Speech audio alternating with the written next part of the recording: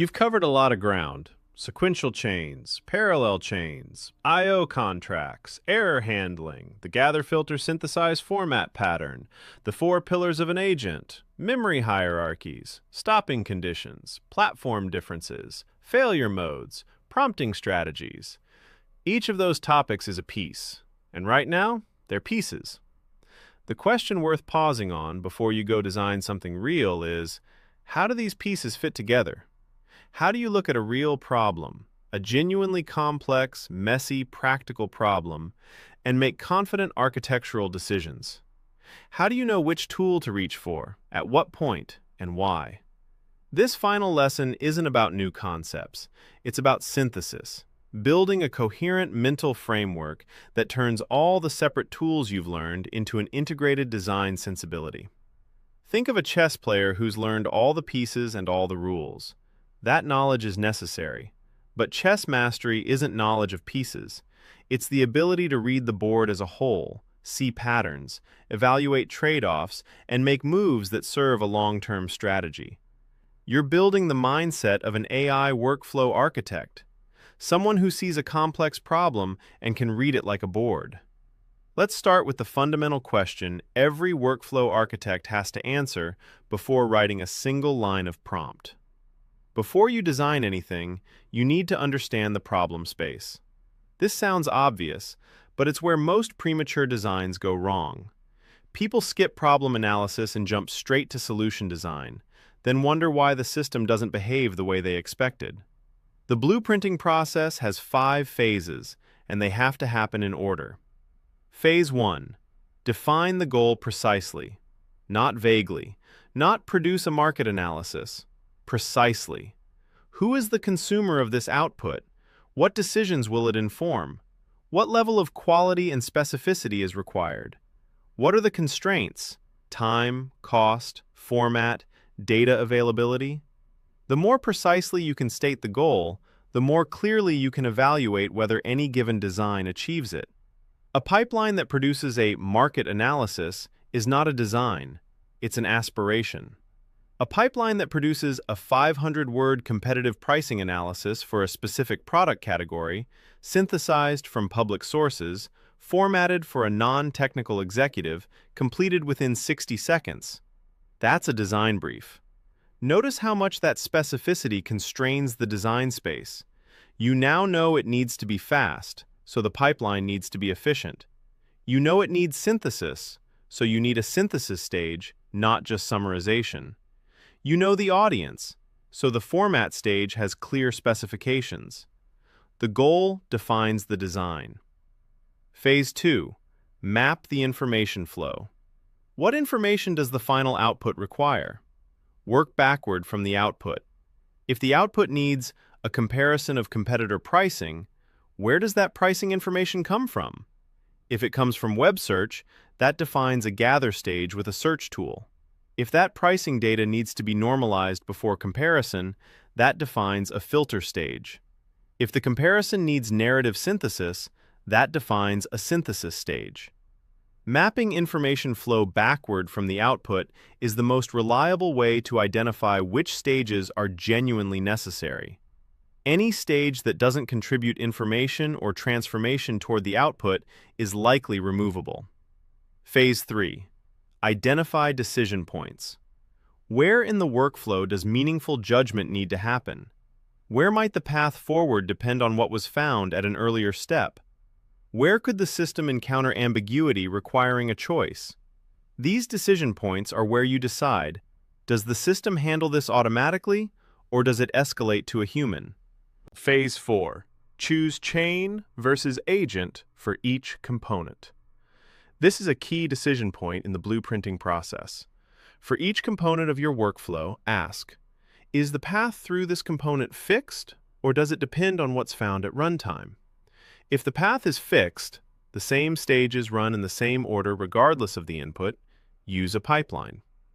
If the path depends on what the system discovers, the next action isn't predictable in advance because it depends on the results of the previous action, use an agent. And remember, the same overall workflow can contain both A pipeline orchestrated by an agent where the agent decides which pipeline to invoke based on the nature of the task.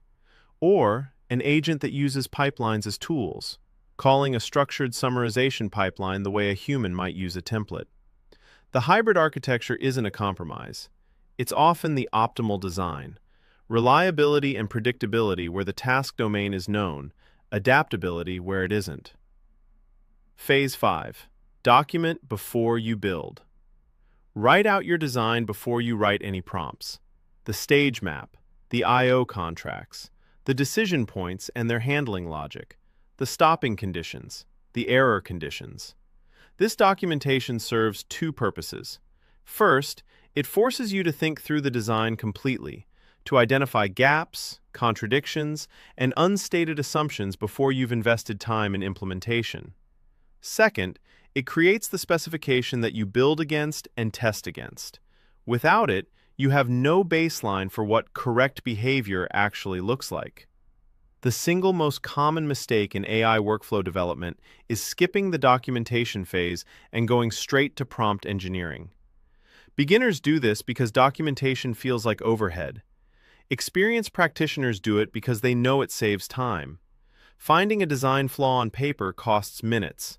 Finding it in production costs hours. Blueprinting gives you the design. But once you start building and testing, you'll inevitably discover gaps between the design and reality. The design works in theory. The actual prompts produce something slightly different. How do you systematically close that gap? There's a pattern that every serious AI workflow builder works through, consciously or not. It's the iterative refinement loop. Draft, evaluate, hypothesize, refine. Phase 1. Draft. Build the first version of the workflow, the minimum viable pipeline or agent that could theoretically work. Don't optimize yet. Don't over-engineer. Get something running that produces output for the full end-to-end task. Phase 2. Evaluate. Assess the output independently at each stage, not just the final output. Look at Stage 1's output. Does it match the I/O contract? Look at Stage 2's. Does it apply the right filtering logic? Look at Stage 3's. Does the synthesis show actual reasoning or just aggregation? Independent evaluation of each stage is the only reliable way to locate the root cause of a failure. When a 6-stage pipeline produces a bad final output, the fault could be anywhere. Evaluating each stage independently narrows it to a specific stage and a specific prompt issue. Phase 3. Hypothesize. When you find a failure, form a hypothesis about the cause. Don't just change something and hope it improves. Think about what specific prompt instruction is missing, what format constraint is ambiguous, what stopping condition is too loose. The discipline here is to change one thing at a time and test the effect. When you change multiple things between tests, you can't attribute improvement or degradation to a specific change. Controlled iteration produces knowledge. Uncontrolled iteration produces confusion. This loop, draft, evaluate, hypothesize, refine, is the actual process by which professional AI workflows get built. Not by getting the design right on the first try. Nobody does. By systematically improving a running system until it meets the quality standard you defined in the blueprinting phase. There's one more dimension of refinement worth naming, the performance versus reliability trade-off. As you refine, you'll encounter moments where you can make a stage more capable, richer analysis, more nuanced output, but less consistent. Or more constrained, predictable, reliable, but less nuanced. This trade-off exists at every stage of every workflow. There's no universal answer. It depends on your use case. If the workflow is human-reviewed before its output is acted on, you can tolerate more variability in exchange for richer analysis. The human review is the safety net. If the workflow feeds directly into another automated system, no human review, straight to a database or downstream process, reliability must be paramount. Variability in automated pipelines creates systemic failures. Where does this system prioritize control, and where does it grant autonomy? That question, where to control, where to release, is the defining question of workflow architecture. It doesn't have one answer. It has thousands of context-specific answers, each depending on the stakes, the trust you've established in each component, and what oversight mechanisms are in place. The most valuable habit in workflow design? Before finalizing any stage, ask yourself, what can go wrong here, and what's the worst-case consequence? The answer tells you whether you need a guardrail, a human checkpoint, or whether the system can safely proceed autonomously. One last topic to close this module, and it's one often skipped because it's about money rather than craft. But in professional settings, it's one of the first questions anyone will ask you. Every AI API call costs money. In a production system running hundreds or thousands of pipeline executions per day, stage-by-stage costs accumulate fast. A workflow that's economically feasible at low volume can become prohibitively expensive at scale. The key principle: match model capability to task complexity at each stage. Not every stage needs the most powerful model. Using a frontier model for every stage is like hiring a senior architect to lay bricks. Simple, structured tasks, classification, formatting, extraction, basic summarization, use smaller, faster, cheaper models. These don't require deep reasoning. Lighter models handle them well at a fraction of the cost. Mid-complexity reasoning tasks, evaluation, relevance filtering, structured analysis, use mid-tier models. They need judgment, but not frontier-level capacity. Complex reasoning, planning, and synthesis, where the model must reason across many inputs, find non-obvious patterns, or make high-stakes judgment calls. That's where frontier models are justified. In a four-stage pipeline, using a mid-tier model for gathering and filtering and a frontier model only for synthesis can reduce per-run cost by 70 to 80%, with minimal loss in output quality at the stages where top-tier reasoning isn't needed. This is called tiered model selection, and it's a standard cost optimization technique in production AI systems. The art is in correctly identifying which stages genuinely need heavy reasoning and which don't. So let's close.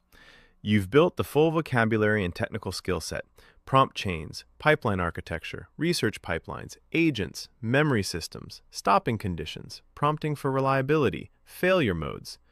Now comes the integrating discipline, the one that makes all of it composable and deployable in the real world. The workflow architect's mindset has three dimensions. First, clarity of goal. Define what you actually need before you design how to get it. Be specific about the output, the quality bar, the consumer, and the constraints. Let the goal define the design, not the other way around. Second, structured design. Blueprint before building. Map the information flow, identify decision points, define I/O contracts, choose chain versus agent per component, document rationale. The blueprinting phase is not overhead. It's where the real thinking happens. Third, disciplined iteration. Start with the minimum viable version. Evaluate each stage independently. Form hypotheses. Refine one variable at a time. Hold the quality standard you define.